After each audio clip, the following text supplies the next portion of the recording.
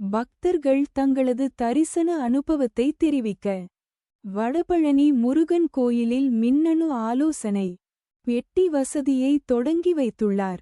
தமிழகத்தில் 48 முதுநிலை கோயில்களில் பக்தர்கள் தங்களது தரிசன அனுபவம் குறித்த மதிப்பீட்டினை அளிக்கும் வகையில் மின்னணு ஆலோசனை பெட்டிகள் வைக்கப்படும்.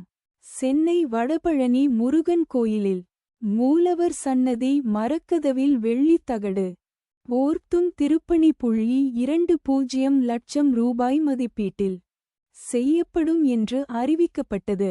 வடபழனி கோயில் அதன்படி முதற்கட்டமாக வடபழனி, மயிலாப்பூர், திருவொற்றியூர், பழனி, திருத்தணி, ஸ்ரீரங்கம் மற்றும் மருதமலை என 7 கோயில்களில் மின்னணு இயந்திரங்கள் அமைக்கப்பட்டுள்ளன.